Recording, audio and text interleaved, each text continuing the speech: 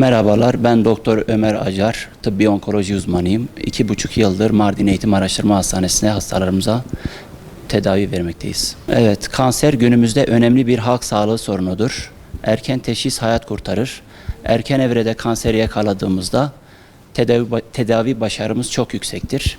Kanseri geç evrede yakaladığımızda ise tedavi başarımız maalesef düşük kalıp zordur ve tedavi maliyeti de yüksektir. Erken teşhisli hastaları yakaladığımızda hastalar tamamen kür olabiliyorlar. Tedavi ile tamamen iyileşebiliyorlar ve normal hayatlarına, günlük yaşamlarına devam edebiliyorlar. Ülkemizde kolon kanseri, serviks kanseri ve meme kanseri için tarama programları mevcuttur. Meme kanseri için 40-69 yaş arasında 2 yılda bir mamografi önerilmekte. Kolon kanseri için 50 yaş üzeri 2 yılda bir gaytada gizli kan ve 10 yılda bir kolonoskopi önerilmektedir. Artık kolon kanseri sıklığı gençlerde de daha fazla ortaya çıktığı için tarama yaşı 45 olarak önerilmektedir. Serviks kanseri için ise 30-65 yaş arası hastalarımızda, kadın hastalarımızda 5 yılda bir HPV-DNA ve pap smear testi yapılmaktadır. Bunun için aile hekimleri ve KETEM sağlık merkezlerine taramalar için gitmelerini önermekteyiz. En önemli risk faktörlerinden birisi genetik boyutu. Ailede kanser öyküsü varsa sigara, alkol, obezite, hareketsiz yaşam, bunlar kanser için bir risk faktörü. Hastalarımızı sağlıklı yaşam merkezlerine davet etmekte ve sağlıklı kalmalarını önermekteyiz. Özellikle yaşlı hastalarda kanser ortaya çıkmasına rağmen son yıllarda daha genç yaşlarda kanser ortaya çıktığı için ve ulusal kanser programları da zaten buna yönelik meme kanserinde 40 yaş üzeri mutlaka mamografi önermekteyiz. Serviks kanseri için de 30-65 yaş arasında smear ve HPV-DNA önermekteyiz. Kolon kanseri içerisinde de eskiden 50 yaş üzeri tarama öneriliyordu. Artık Dünya Sağlık Örgütü 45 yaş üzeri her hastada 10 yılda bir kolonoskopi önermektedir. Farkındalık sadece sağlık personelinin görevi değildir.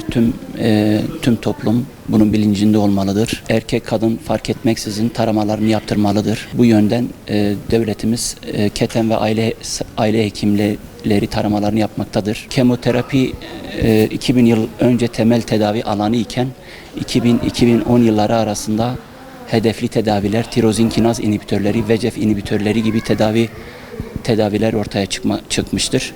2010-2020 yılları arasında da immünoterapi gibi tedavilerimiz mevcut. 2020'den sonra da antikor konjugat ilaçları mevcuttur. Yani kanserde çaresiz değiliz. Başarı şansımız gittikçe artmaktadır. Lütfen hastalarımız kansere yakalandığında öncelikle tabii ki kansere yakalanmamasını istiyoruz sağlıklı yaşayarak. Fakat kansere yakalandıklarında çaresiz değildirler. Mutlaka tıbbi onkoloğa başvurmalarını öneriyoruz. Kesinlikle fitoterapi gibi uzmanlara gitmemelerini önermekteyiz.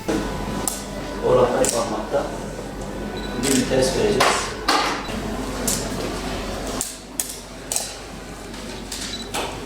Var serumata falan kaçıyor. Maya. Ya Rabbi, ya Rabbi, sen iman. O zaman almasın onu o zaman. Ya hamşe kalkan. İlk defa tedavi almaya başladı bugün. Taksen karboplatin ve XGAV'a başladık. XGAV'sı yapıldı. Takseni bitti, karboplatin gidiyor. Hamşe Hanım nasılsınız? İyiyim, sağ ol. Bir sorun yok değil mi? Yok. İyi misiniz? Nefes darlığınız var mı? O 2 ay yaşadı. Memnunum. Şimdi bugün alıyorum tedavi. Doktorlarına teşekkür ederim. İyiydiler hepsi. Taksen ve siklofosfamid. Alıyor. Var mı bir sorun? Sıkıntı yok, zaten sık takip yapıyoruz. Kendisi tolere edebildiği sürece biz ilaçlarını takviye ediyoruz. Şu anda bir sıkıntısı yok. Bugün düşük dozdan kemoterapi başladım. Evet. İnşallah çok daha iyi olacaksın. Bir yıl önce fark ettim, sonra gittim hastaneye, ameliyat oldum. İki mememi de aldılar. Sonra buraya geldim, burada başladım tedaviye.